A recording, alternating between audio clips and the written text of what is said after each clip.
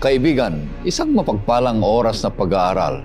Isang kagalakan na makakasama ka namin dito sa Oras na Pag-aaral Studio. At ito'y isang pag-aaral sa salita ng Diyos na magbibigay sa iyo at tayong lahat na kagalakan sa ating puso habang tayo naglilingkod sa ating Panginoong Diyos. At ito po ang iyong lingkod, Pastor Ray Urbi, bilang facilitator sa ating pag-aaral sa oras na ito. Binabanggit ko ang lahat ng mga viewers natin mula sa Luzon, Visayas at Mindanao at sa buong mundo. Ang mga hindi ko pa nabanggit, dalangin namin na kayo'y patuloy na pagpapalain ng ating Panginoong Diyos na siya ang may-ari at may-akda ng ating buhay. Maraming salamat sa mga naglalagay, nagsusulat dyan sa comment section na masisipag kayo at mahigit na 100 na, magdadalawang daan at patuloy na nagbabahagi sa programang ito sa iba. Dahil patuloy na nalalaman namin kung saan ito nakakarating ang programang ito kung kayo'y nagsusulat dyan sa comment section. Kung nanonood kayo dyan sa YouTube, pwede kayong magsulat dyan sa comment at patuloy nyong i-download dyan yung ating outline at patuloy nyong masundan ang ating pag-uusap at pagtatalakay sa salita ng ating Panginoong Diyos. Ganon din ang lahat ng mga sumusubaybay sa AWR 360. Dalangin namin na kayo patuloy na palalakasin ng ating Panginoong Diyos habang naglilingkod at naghihintay sa Kanyang malapit na pagdating. Ang ating mga kasama dito sa studio ay ganun pa rin. Patuloy na masigasig na kamanggagawa ng ating Panginoong Diyos. Una dito ay si Pastor Lito Cadaw. Siya po ang isa sa mga guro sa School of Theology sa Adventist University of the Philippines. Kumusta kayo, Pastor Lito? Mabuti naman, Pastor Ray. At sa ating mga taga-subaybay, muli po ay nais kong bumati ng magandang araw sa inyo. Saan man kayo naruroon sa balat ng lupa, ang biyaya nawa ng langit ay inyong maranasan. At sa oras na ito, gusto ko ring espesyal na banggitin ang aking mga magulang na laging nanunood.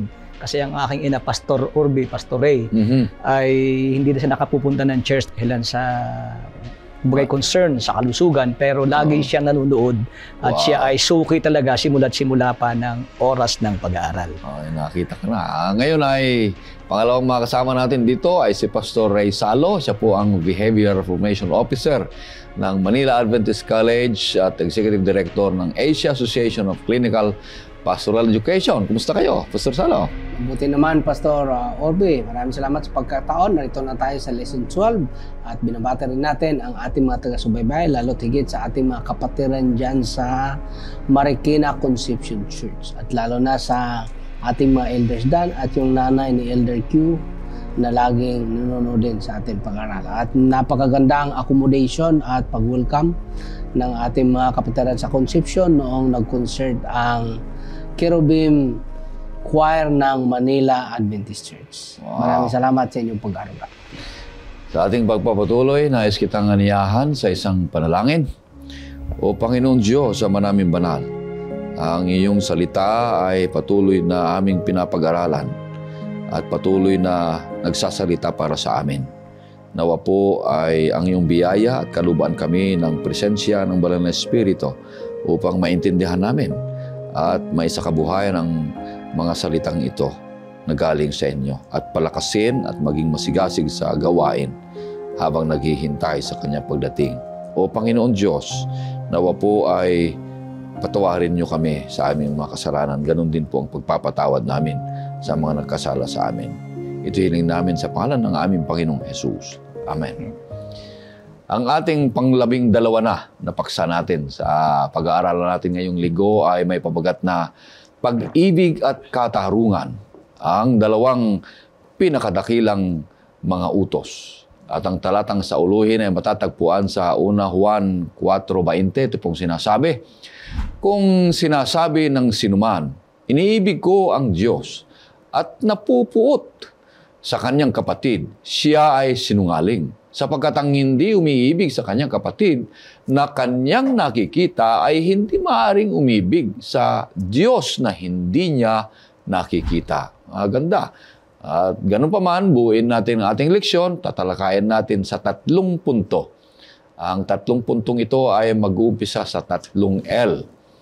Una dito ay love and justice, command compassion, Pangalawa ay love and justice confront corruption. Ang pangatlo ay love and justice cultivate community. At ang mag-uumpisa na magpapaliwanag dito sa unang punto, at bago niyan ay introduce muna natin, magbigay ng introduction si Pastor Salo. Pastor Salo, anong ibig sabihin nito? Okay, atin mo po nang i-connect mga taga-subaybay ang ating lesson noon sa ating lesson ngayon. Merong tatlong connection doon sa ating lesson noong nakaraang linggo na ano pa bang gagawin ng Panginoon Jesus? Wala na siyang pwedeng gawin para lang may pakita sa atin ang pagliligtas at ang kanyang pag-ibig. Ang Panginoon ay ipinakita niya ng lahat kung gaano niya tayo kamahal. Tapos, binigyan rin niya tayo ng equal opportunity to response. Ngayon, ang pag-response natin, it is an exercise of the gift of freedom. At pang-apat na punto dyan, isa lang dapat ang motivation. Dahil minahal tayo ng Diyos, mag-response tayo din sa pagitan ng pag-ibig. Yan ang connection.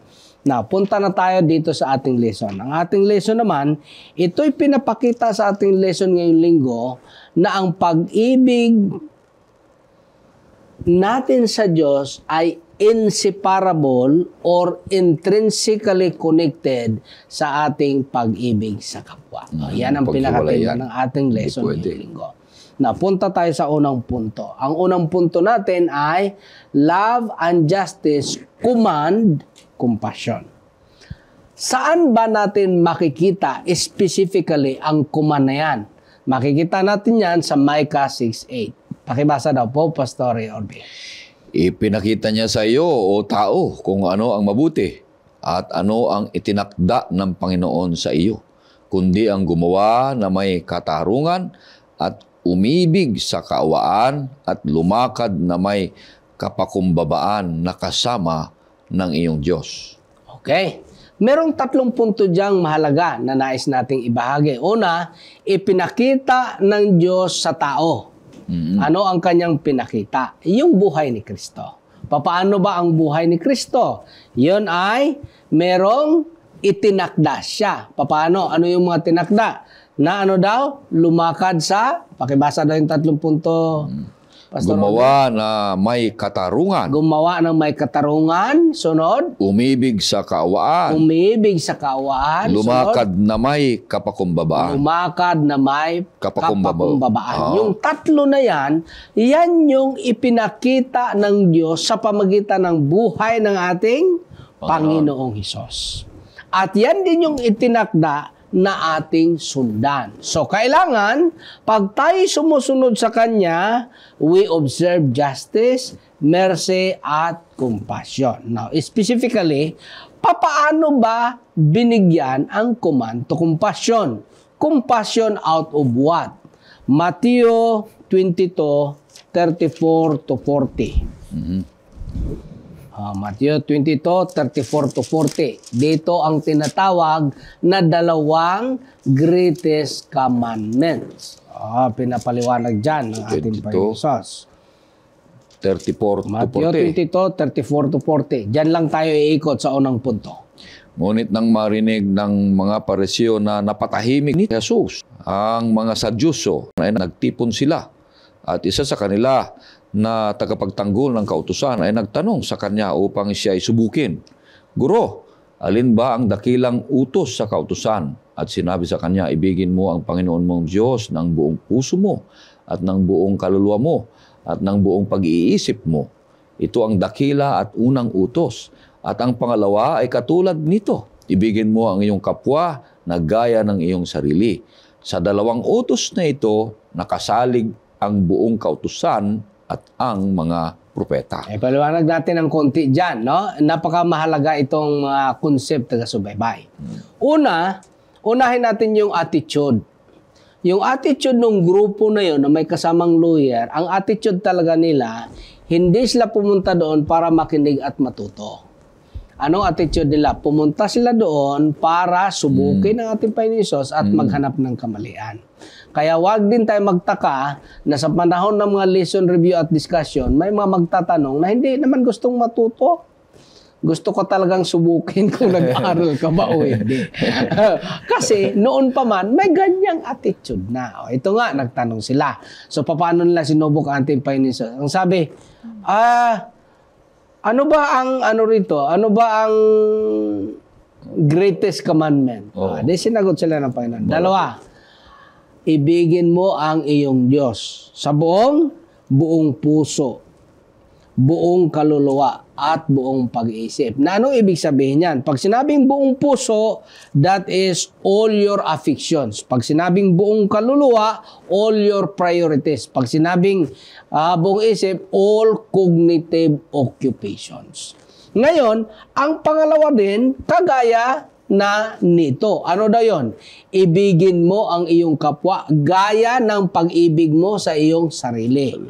Pagka sumobra kasi ang pag-ibig mo sa kapwa kaysa pag-ibig mo sa iyong sarili, maabuso ka. Pag sumobra man ang pag-ibig mo sa iyong sarili kaysa pag-ibig mo sa kapwa, selfish ka. Kaya ang ginamit dyan, as. Ang as is a comparative conjunction. Meaning, it must be equal. Ang pag-ibig mo sa sarili mo ay ganun din dapat ang pag-ibig mo sa iyong kapwa. Pag sumubra or kumulang, magka-problema ka dyan. Bakit?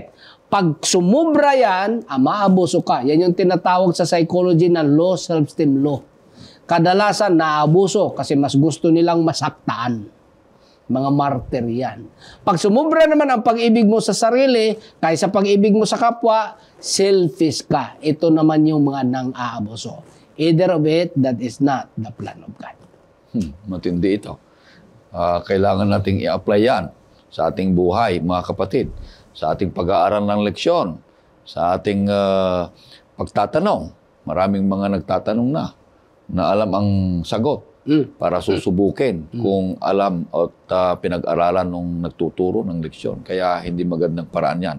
Nagaya ng mga Pariseo at Sagduceo nito, mga kapatid. Yung mga nagtatanong na alam at sagot at nanunubok ay nagpapakitang gilas lang iyon. Pariseo yan. Pariseo yan. Pero, pag sinabi mo maganda ang ating leksyon, idadagdag ko ito na aking napag-aralan, ay maganda iyon. Kundi hindi yung maganda ating leksyon, pero mayroon akong mas magandang sasabihin. Hindi rin maganda iyon.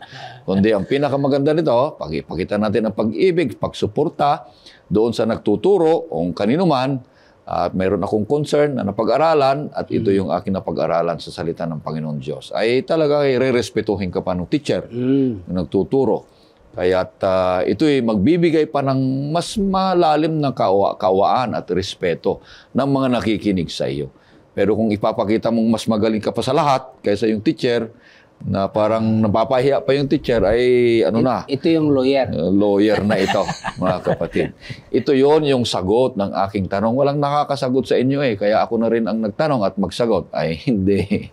Ba't ka pa nagtanong? May sagot ka pala. Kaya, magandang punto ang pinapaliwanag nito, mga kapatid. So, bawat isa sa atin, may compassion tayo, may kawaan. Pinapakita ng Panginoong Hesus dito sa tanong na ito, o sa unang punto na ito, na tayo ay may pag-ibig, pero nakasaklaw, kaakibat ang hustisya na mayroong tamang pamamaraan na kaawaan sa bawat isa sa atin. Ano, Pastor?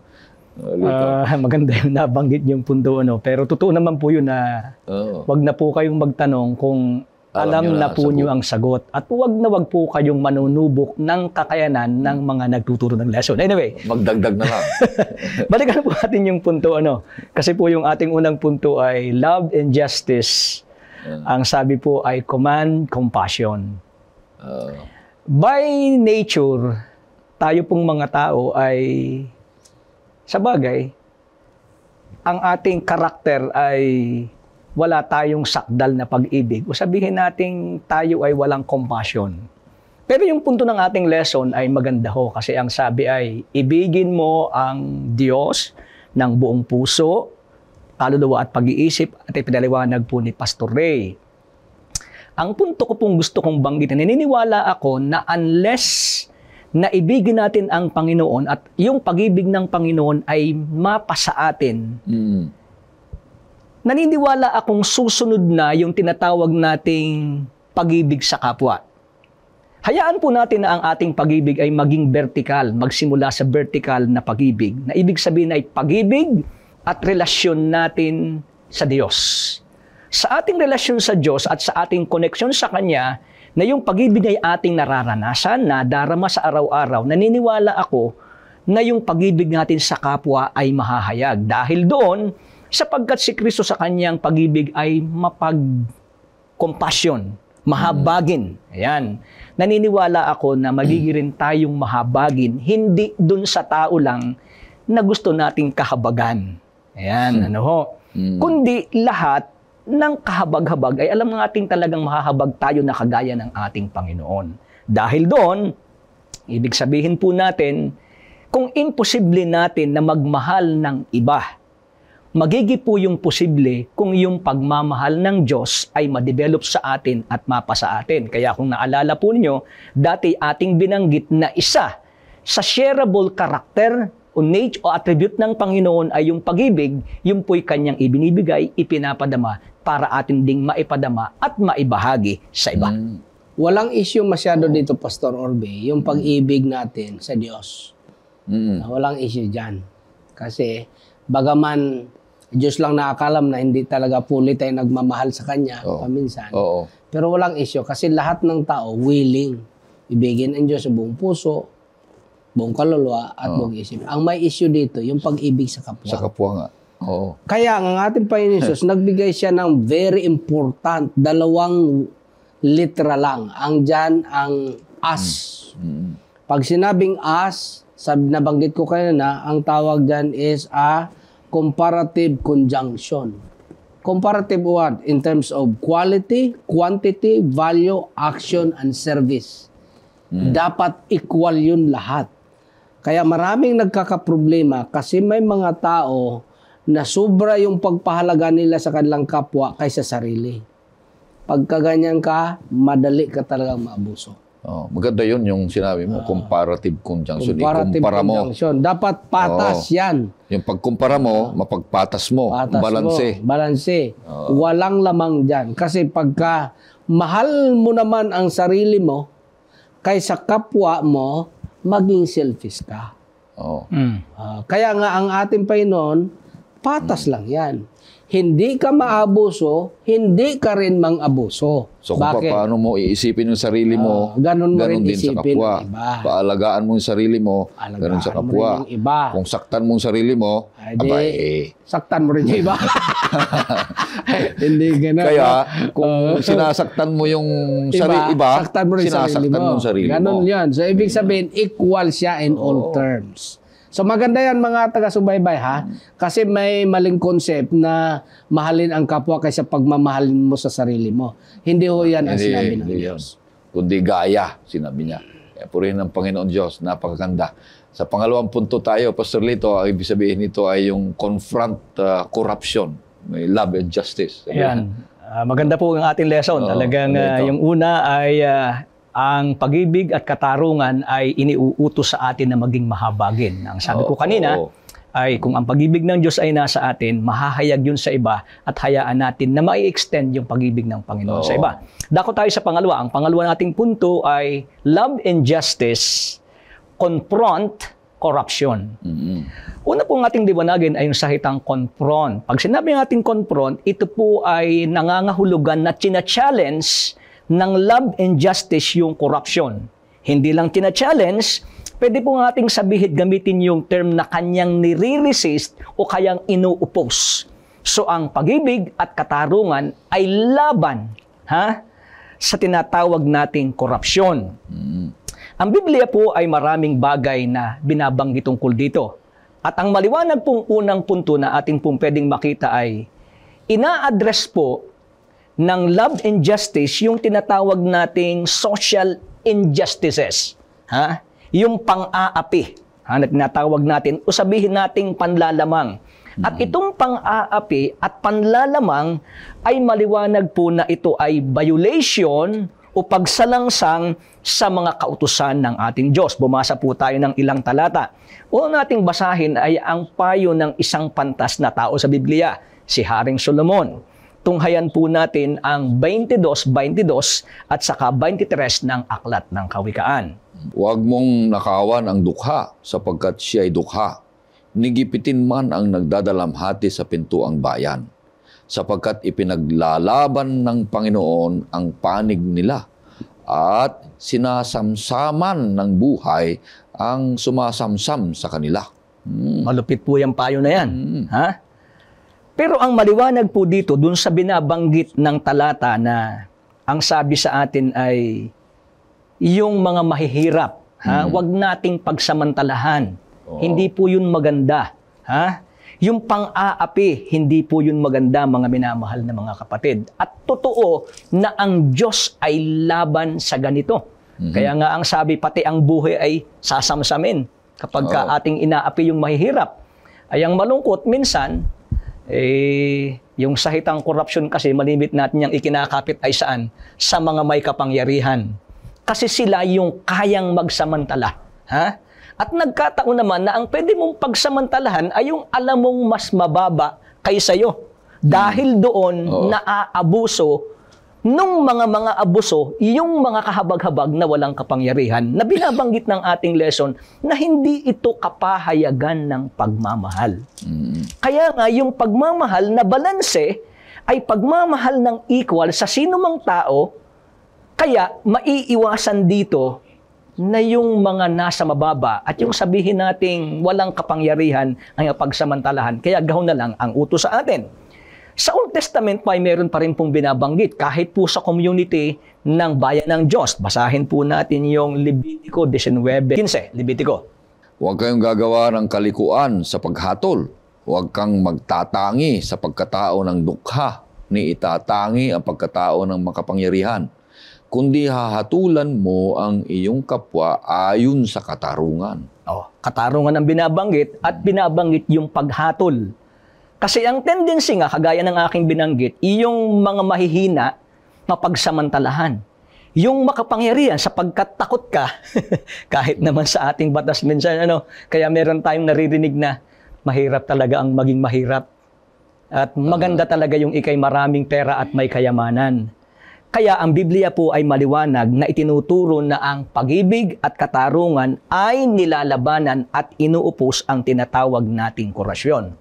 Hindi lang yon. Dito po sa binabanggit nating confront corruption, sa halip meron pong magandang payo. Ayan, tunghayan naman natin yung, kaya na po binanggit na yung Micah 6:8 na ang sabi ay ang ating gagawin daw ay to act justly, to love mercy, and walk humbly sa harapan ng ating Panginoon. Pero meron pa pong dagdag na payo kasi binabanggit naman sa Aklat ng Mga Awit. Sa Aklat po ng Mga Awit, sa Kapitulo 82, talata po na 3 at 4, meron pa pong karagdagang payo naman dito si Haring David. Bilang makapangyarihan po ito, ano ang kanyang payo? Bigyan ninyo ng katarungan ang mahina at ulila. Panatilihin ang karapatan ng napipighati at dukha. Sagipin ninyo ang mahina at nangangailangan. Iligtas ninyo sila sa kamay ng masama. Kompleto? Ha? Talagang, bakit po ito'y idinidiin sa Biblia? Ha? Na parang bakit laging ina-address yung mahihirap na dapat sila'y bigyan ng katarungan, dapat itrato ng parehas, at dapat silang hindi apihin. Kaya nga po aking binanggit kanina na ang malungkot sila yung madaling pagsamantalahan. Pero maliwanag po yan, mga minamahal kong mga kapatid, mga kaibigan, na ang pag-ibig at katarungan ay labis-labis na nilalabanan at inuupos po nito ang korupsyon. Dahil dyan, karagdagan po nito, ang totoong relihiyon, sabi po ng ating punto at ng ating lesson, true religious life involves alleviating suffering and injustice. Kaya ang tamang relihiyon, ang tamang pamantayan sa buhay, saan man tayo naroon, sa iglesia, sa pakikipagkapwa-tao, dapat nating itaas ang pagdurusa at ang mga injustice. Bumasa po tayo ng ilang talata. Papaano natin ito gagawin? Kasi mahirap naman na atin lang binanggit na nilalabanan ng kahabag at pag-ibig at saka ng katarungan ang mga tinatawag ng ating korupsyon. Ang tanong, ano naman ang ating gagawin para itong mga nakakahabag-habag, mahihirap, at sabihin nating maaaring less fortunate ay ating maabot? Tingnan po natin sa aklat ng Aklat ni Isaiah. Hindi ba ito ang ayuno na aking pinili, na kalagin ang mga tali ng kasamaan, na kalasin ang mga panali ng pamatok, na palayain ang naapi at baliin ang bawat pamatok? Hindi ba ito ay upang ibahagi ang iyong tinapay sa nagugutom at dalhin sa iyong bahay ang dukha na walang tuluyan? Kapag nakakita ka ng hubad, iyong bihisan at huwag kang magkubli sa iyong sariling laman. Kung magkagayoy, sisikat ang iyong liwanag na parang umaga at ang iyong kagalingan ay biglang lilitaw at ang iyong katwiran ay mangunguna sa iyo. Ang kaluwalhatian ng Panginoon ay magiging iyong bantay sa likod. Kung magkagayoy, tatawag ka at ang Panginoon ay sasagot. Ikaw ay dadaing at siya ay magsasabi, narito ako. Kung iyong alisin sa gitna mo ang pamatok, ang pag-alipusta at ang pagsasalita ng masama, kung magmamagandang loob ka sa gutom at iyong tugunin ang nais ng nagdadalamhati, kung magkagayoy, sisilang ang iyong liwanag sa kadiliman at ang iyong kadiliman ay magiging parang katanghaliang tapat. Yan ang kapahayagan ng pag-ibig. Na ang sabi sa atin ay, ito ang totoong relihiyon na nahahayag ang pag-ibig. Na yung katwiran ng Panginoon ay sinabing bantay sa ating likod, gabay natin. At babanggitin ko po yung ilan. Ang sabi dito ay, ang tamang gawin ay kalagin ang tali ng kasamaan. Okay, maraming anyo ng kasamaan. Ibig sabihin, yung mga masamang tao'y tulungan nating makapagbago. At pag sila'y nakalaga natin sa kasamaan, lalakad na rin sila ayon sa pag-ibig ng Panginoon.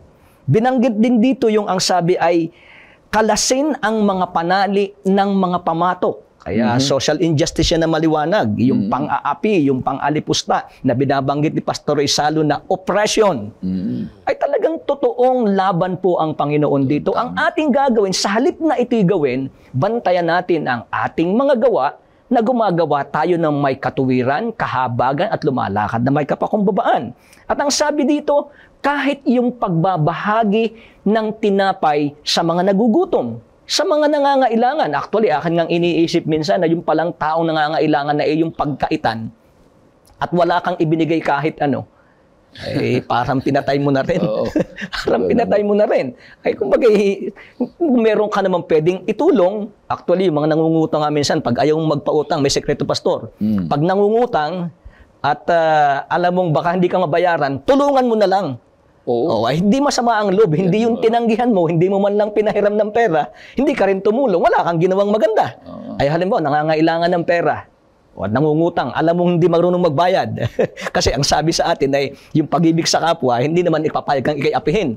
Ay alam mong dakilang mangungutang, na dakilang hindi marunong magbayad. Bigyan mo na lang. Pag nangutang, ang utang ng 10,000, alam mo hindi ka babayaran, bibigyan mo 2,000. Kahit hindi ka bayaran, walang masama ang loob. Siya naman, hindi nabigo sa iyo. May mga pamaraan. So ngayon, sa puntong ito, mga minamahal, doon sa ilang mga binabanggit, dalhin daw sa bahay, medyo mahirap-hirap ito, kahit ang mga dukha, nakaranas ako ng ganyan, nung ako'y bagong pastor pa lang, ay pagkalipas ng 2 linggong pinatuloy ko yung tao, pakain ko sila, pati yung anak ay pagatas ko pa. Pagkalipas ng 2 linggo, pati yung gamit ko sa bahay nalimas. Medyo malungkot na pangyayari. Pero sabi ko sa kabila nito, at least ginawa ko ito ay hindi sa kanya, ginawa ko ito dahil ang alam ko ay ginawa ko ito sa taong nangangailangan dahil talaga namang dumating sa bahay, talaga nawala. So ngayon, maraming bagay, bihisan ang hubad, paramtan sila, at ang sabi ang nagdadalamhating tulungan sa mga bagay na ito, atin pong naa-alleviate ang suffering sa mga nangangailangan at atin pong nagagawa ang justice.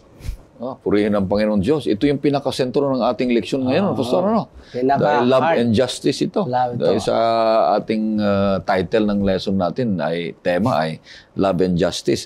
Ang pinakamaganda dito pa ay pag ginawa na natin ito, may pangako. Ano yung pangako niya, Pastor? Sisilang ang iyong liwanag sa kadiliman at ang iyong mga panalangin pag tumawag ka sa Panginoon ay sasagot sa iyo. Ang mahalaga dyan, Pastor, kailangan natin ma-emphasize ng balanse. Na ang sinasabi dyan, ito kasing corruption, konsekwensya ng power. Ibig sabihin, may power yung mga nagkukurap. Hindi makapag-kurap yung walang kapangyarihan. Wala. Ibig sabihin, nandiyan ka sa pwesto, whether ecclesiastically or politically, may pwesto ka. At lahat tayo may ganyong katayuan sa ating kalagayan. So, ang tanong dyan, nagkukurap ba tayo? Konsekwensya ng power. Pangalawa, ang sinabi dyan ng Panginoon, tulungan yung nangangailangan. Hindi dyan sinabing tulungan mo yung mga manluloko.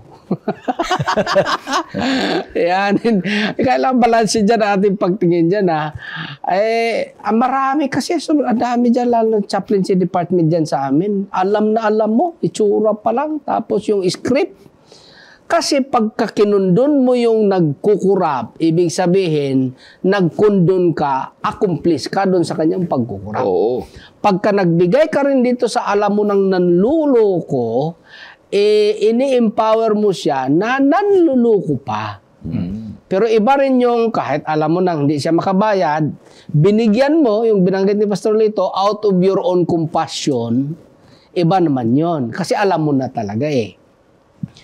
Ngayon, kung pattern na dyan na manluloko, ang laki ng katawan, ayaw namang magtrabaho, tapos binigyan mo pa, parang ini-empower mo siya ngayon na maging tamad. Hindi yon ang contemplation ng Panginoon. Hindi yung pag-ibig sa kapwa. Hindi yon. Pagkukundon nyo. Alam mo, nagkurap na nga dahil kaibigan mo. Ipinagtanggol mo pa sa committee. Di, pareho kayo. Di pareho kayong maniningil sa Diyos pagdating ng panahon. Bihira na ngayon, Pastor, ang tumatayo talaga sa tama at may prinsipyong tumayo at labanan ang katiwalian. Lalong-lalo na pag mas mataas ang iyong harapin at labanan. Dahil tiwali ang kanyang nagawang nakita mo. Abay, unang-una dyan ay isipin yung posisyon mo. O baka mamaya, maalis ka na. Pangalawa dyan ay mapapahiya ka pa. Kaya karamihan dito ay bihira ang tumatayo ng tama. At unfortunately, tayo sa Panginoon at meron pa rin mga ganyang mga tao ngayon. Unfortunately, yung political setup ng ating bansa ay talagang ginagawang negosyo ang politika. Paano ba naman kasi mag-i-eleksyon na? Nakaangat din naman kasi ang publiko, nakabukas na yung palad para tumanggap ng mga bayad sa kanilang buto. Di siyempre, gumasto ng malaki, binabawi tuloy. Saan galing yun? Kaya nga, sa taxes natin, kaya Roma Kapitulo 13, ang masaklapan yan, kung tayo mismo as organization, kahit hindi na sana tax exemption, ini-exempt pa natin. Corruption din yun. Bakit ayaw natin magbayad ng buhis? Gumagamit naman tayo ng kalsada. Gumagamit tayo ng ilaw, ng lahat. Because, sabi nga ng Panginoon Hesus, sa Matthew 22 pa rin yan, give unto Caesar, what is due to Caesar. Give unto God, what is due to God. Taxation is a lifeblood of a nation. Tapos ayaw mo magbayad ng buhis, nakikinabang ka sa ating nation. Mas malupit pa dyan, may buhis na nga binabayad, kinurakot mo pa. At ang mas malupit talaga, Pastor, ito yung pinakamasakit talaga sa lahat. Kung tithes na mismo at offering, kinurakot mo pa. Mas maatim ko pa yung kinurakot yung buhis kaysa yung tithes at offering ng iglesia at mga kapatid.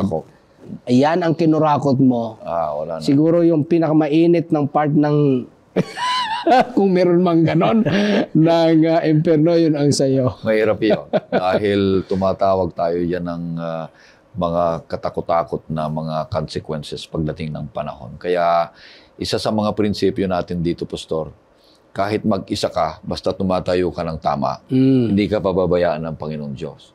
Pero kung sumama ka sa karamihan na hindi naman tama yung mga desisyon nila, may consequence. May consequence yun. Hindi ka sasamahan ng Panginoon dyan. Kaya mas magandang tayo tumayo sa tama, kahit tayo mag-isa lang, kahit wala na tayong kaibigan, basta alam natin na tama ang ating tayo, at tama at matuwid ang ating sinusunod, mga kaibigan. Panginoon ang kasama natin. Hindi tayo pababayaan ng Panginoon Diyos, mga kapatid. Kaya maraming salamat sa pangatlong punto na tayo. Pangatlong punto, Pangatlong punto ay love and justice, cultivate community. Ito ipaliwanag, Pastor Salo. Continuation ito. Matapos natin dito sa pangalawang punto, dito tayo sa pangatlo, community naman. Itong love and justice, nagkukultivate siya ng community. May dalawang klaseng community. Una, yung community of wrongdoers. Yun yung nagkukondon ka. Hindi ito ang community na kinocultivate ng love and justice. Yung injustice at opposite of love, nagkukultivate din niya ng community. Ano yun? Community of corrupt, community of oppressor, community of lawbreakers. Pero itong love and justice, nagkukultivate siya ng tamang community. Anong community yon? Community of loving people, community of caring, at community of people who confront corruption. Ang tanong, nandyan ka ba sa kanyang community? Paano natin malaman kung nandyan ba tayo sa kanyang community? Merong kwento sa banal na kasulatan. Napakasikat ito. Itong kwento ng isang mabuting Samaritano. Lucas Kapitulo 10. Bigyan natin ng background. Noong unang panahon, ay itong mga Hudyo at mga Samaritano, although magkamag-anak sila nung umpisa, kasi itong mga Samaritano ay mga descendant yan sa mga Hudyo na ninirahan doon sa Samaria. Nagkaroon sila ng sariling pagsamba sa Mount Gerizim kasi nga ayaw silang tanggapin. Ngayon, pareho silang nagbabatuhan ng putik. Parang kagaya lang ng politika natin ngayon. Nagbabatuhan sila ngayon. Sabi ng mga Samaritano, kami Mount Gerizim. Sabi ng mga Hudyo, kami naman dito talaga sa Israel. At hindi talaga sila nagkakasama. Pero sa John chapter 4, brinake yan ng ating Panginoon Hesus. Pagdating na dito sa Lucas 10, meron ng example na binigay ang ating Panginoon Hesus. Ngayon, papaano ba natin mapahayag na tayo ay narito sa ganyang community? Kung ang ating attitude ay maging kagaya nitong mabuting Samaritano. Merong isang nilooban, hindi yan ninakawan. Iba, pastor, sa batas yung theft. 358 ng Revised Penal Code, ang theft defined is this way. Yung kinuha mo ang isang bagay na hindi alam. Pero pag alam niya, tapos may element of force, ang tawag dyan, robbery. Robbery. Mas matindi ang punishment dyan. Ito ay nilooban siya. Robbery ito. Nirab. Ngayon, nung nirab na siya, nauna yung Levita, hindi tumulong. Nauna yung pari, or pastor siguro yun, or rabbi, hindi rin tumulong. Ngayon, ang pangatlo, Samaritano. Ito lang yung tumulong yung Samaritano. Ngayon, nung tumulong siya, dinala niya doon sa inn, may instruction siya doon sa mga taga-alaga sa inn. Verse 35, yun ang iyong basahin, pastor. Anong sabi? Nang sumunod na araw, dumukot siya ng 2 denaryo at ibinigay sa may-ari ng bahay panuluyan at sinabi niya, alagaan mo siya at sa anumang karagdagan mo pang gastusin ay babayaran kita sa aking pagbabalik. Sa isang community, meron niyang sequence of events. Anong sequence doon? Nakita niyo yung tao naghihingalo. Ngayon nagkaroon siya ng compassion. Tinulungan niya. Hindi natapos doon. Dinala niya sa bahay na pagamutan. Hindi rin natapos doon. Hindi naman kasi pwedeng gamutin mo lang ng libre. Yan pa naman ang uso doon. Ay kami dyan sa ospital, ang daming gustong magpalibre. Daming gustong magpalibre. Yung pamaraming pera. Ano akala mo? Meron pa naman tayong batas dyan na sa akin very unfair yung batas na yan. Biruin mong hindi ka pwedeng tumanggit, gagamutin mo talaga. Tapos, kung walang maibayad, hayaan mo na lang. Ano ka? Hello? Ay, hindi naman pwedeng libre. Kaya ito, binayaran niya. 2 denaryo, malaking halaga yan. Pera yan ng Kuwait. Malaki ang value niyan. Ngayon, nung yung binayaran niya na, sabi niya, kung kulang pa, babayaran ko. So, paano natin malaman? Unang punto sa pangatlong punto. Neighborly love across cultural boundaries. Kung meron na tayong pag-ibig that will across cultural boundaries, baka nandyan tayo. Hindi yung Samaritano lang. Hudyo lang. Adventist lang. Catholic lang. Baptist lang. Iglesia lang. Among others. Pag nag-across ka na doon, isang punto yan. Pangalawa, proactive against injustice. Proactive ka against injustice. Ibig sabihin, talagang ayaw mo ng injustice. Proactive ka dyan. Hinahadlangan mo na. At kung nakalusot man yung may mga injustices at corruption, nilalabanan mo yan. Habulin mo yan. Kahit manalo ka man or matalo, hindi yun ang issue. Ang mahalaga, lumaban ka ba? Oo. Hindi mo hinayaan. Hindi mo hinayaan. Pangatlo, personal actions must be demonstration of love, justice, at mercy. So kung may action ka man, demonstration yan dahil mahal mo ang Diyos, mahal mo ang hustisya, mahal mo ang kaawaan. Ang opposite niyan, pakitang tao ka lang. Yun lang. Ayun yung opposite niyan. Nakakagawa, yun yung tanong mo yan sa akin, di ba, nung nakaraan. Sabi ko, hintayin natin yung lesson 12, sasagutin natin. Nakakagawa din ba ng mabuti na wala sa Diyos? Oo. Mabuti yun intrinsically. Pero hindi yun mabuti extrinsically. Pero ang requirement ng Panginoon Diyos, yung extrinsic at saka intrinsic must be coherent. Yun yung mabuti. Kaya, in conclusion, kung yung gawang mabuti na hindi coherent intrinsically, hindi talaga yon ma-qualified as mabuti in the eyes of God. So, panglimang punto sa pangatlong punto. Love and justice are inseparable in the life of a believer. Pagka-believer tayo, much more empleyado tayo sa ating simbahan or kung saan man tayo na institusyon, impossible at inseparable na nagpropromote tayo ng love and justice and we are doing corruption among ourselves. Mas malaki yon ang responsibility. At yun yung pinapatumbok ng ating Panginoon actually sa audience ng kwento ng Good Samaritan. Sapagkat yung mga audience niya noon ng mga Hudyo ay sila lang ang tinutulungan. At ang paningin nila sa kapwa ay wala talagang halaga. In the same manner, ganun din naman ang mga Samaritan. Kaya nga nung humingi ang ating Panginoon Jesus ng tubig doon sa isang Samaritana, ang laking taka niya. Sabi niya, ha? Hello? Hudyo ka Samaritana ako. Tapos maghingi ka ng tubig? Pero later on doon, nagkaroon sila ng conversation, naramdaman ng Samaritana na very caring ang ating Panginoon Jesus, nag-establish ang ating Panginoon Jesus ng community na galit sa corruption, community na gumagawa ng mercy, community na may compassion. Sabi niya, hindi ka lang propeta. At yung tinatago niya ay isinishare niya na. Bakit? Nakatagpo niya na kasi ang ating Panginoon Jesus. Oo. Kaya ang ibig sabihin dito, mga taga-subaybay, huwag ka nang pumunta sa iba, tingnan mo na lang sarili mo. Kung sakaling may ugali pa ikaw or ako ng corruption, baka hindi pa natin lubusang nakatagpo ang Diyos. Kung sakaling may ugali pa tayong nag-u-oppress ng kapwa, baka hindi pa natin pinayagan ang Diyos na tayo'y kanyang palakasin.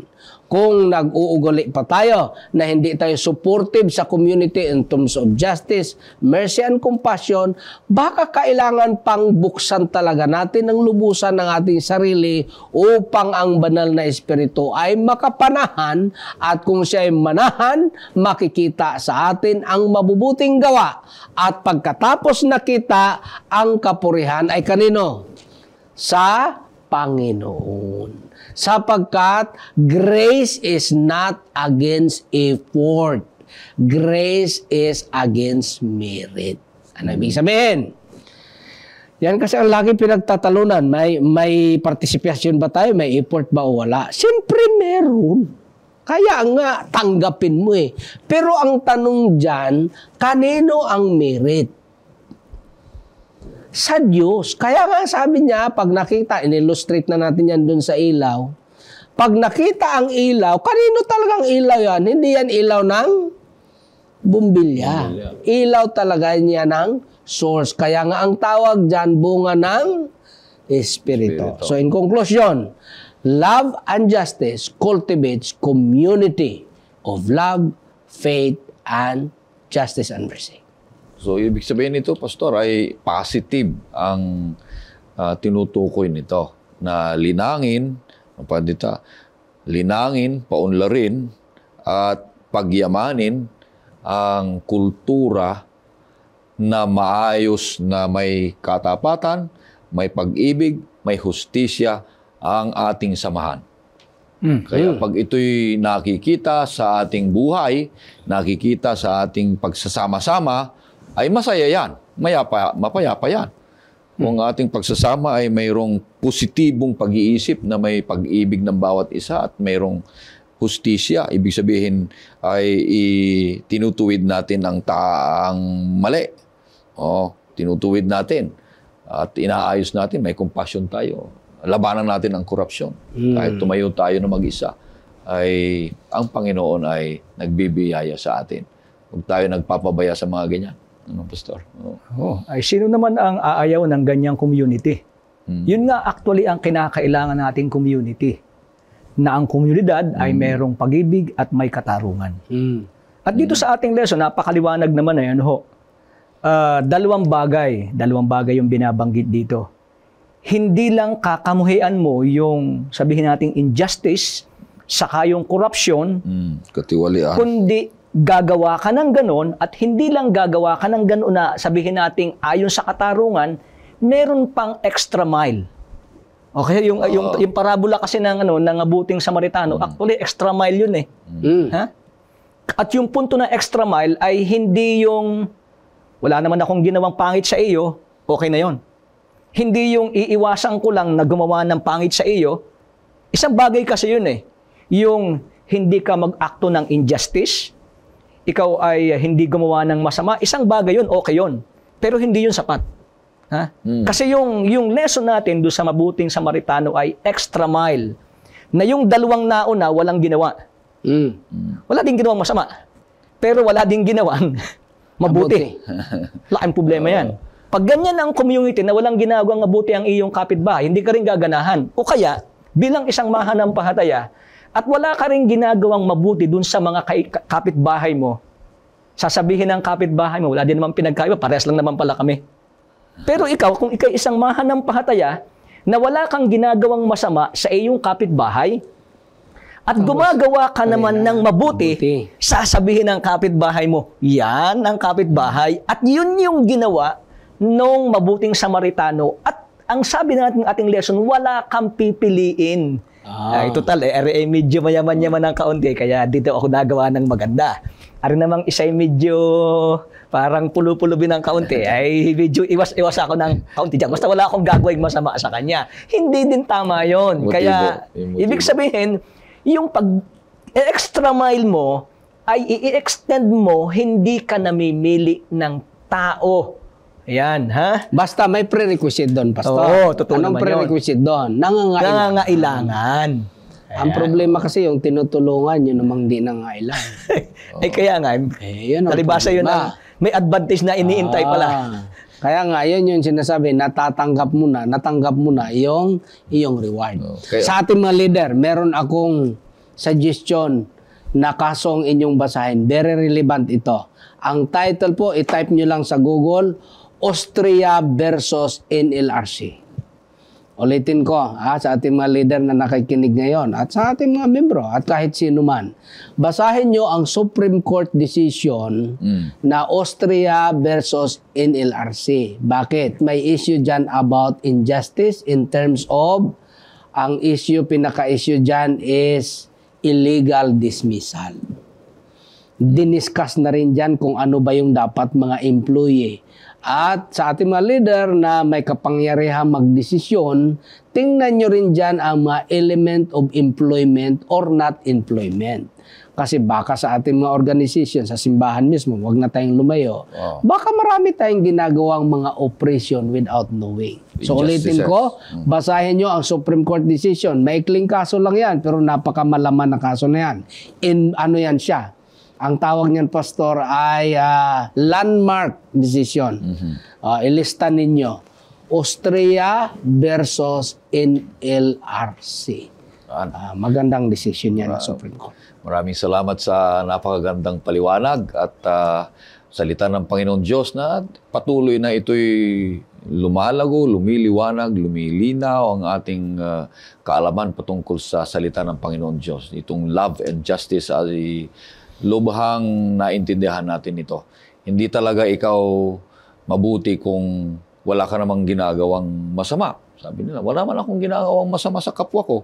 So, ako'y mabuting tao. Ay, hindi pala, kulang hindi yun. talaga Kulang yun, tama kulang. yan.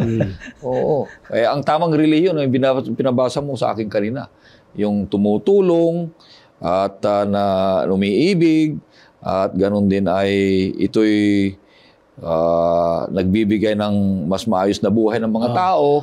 At walang Tamang pinipili. relihiyon. Tatlo yan, Pastor. walang pinipili. Kailangan, Pinipili. Oo. kailangan malinaw, ha? Tatlo yan.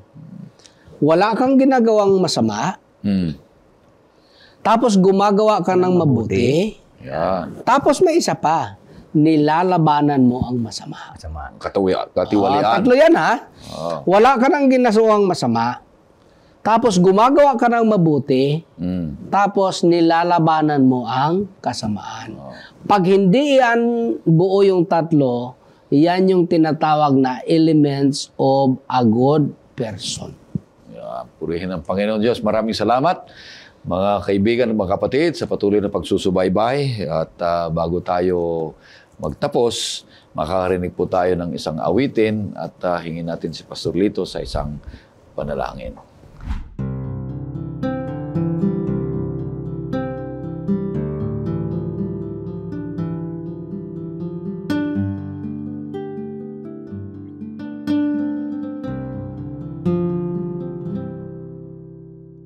Pag-ibig ni Jesus ay hindi nagbabago mula nang siya'y aking maging Panginoon. Pag-ibig ni Jesus ay walang kapantay. Mahal niya ang sanlibutan.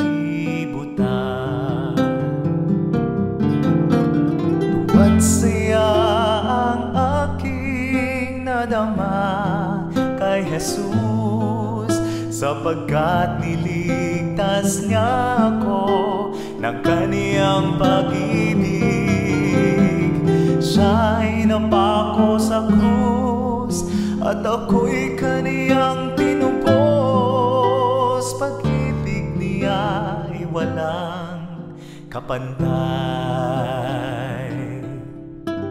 Pag-ibig ni Jesus ay hindi nagbabago mula nang siya'y aking maging Panginoon. Pag-ibig ni Jesus ay walang kapantay. Pag-ibig niya'y pag-ibig ko. Tuwa't saya ang aking nadama kay Jesus, sapagkat niligtas niya ako ng kaniyang pag-ibig. Siya'y napako sa krus at ako'y kaniyang tinubos. Pag-ibig niya'y walang kapantay. Tuwa't saya ang aking nadama kay Jesus, sapagkat niligtas niya ako ng kaniyang pag-ibig. Siya'y napako sa krus at ako'y kaniyang tinubos. Pag-ibig niya ay walang kapantay. Pag-ibig niya ay walang kapantay.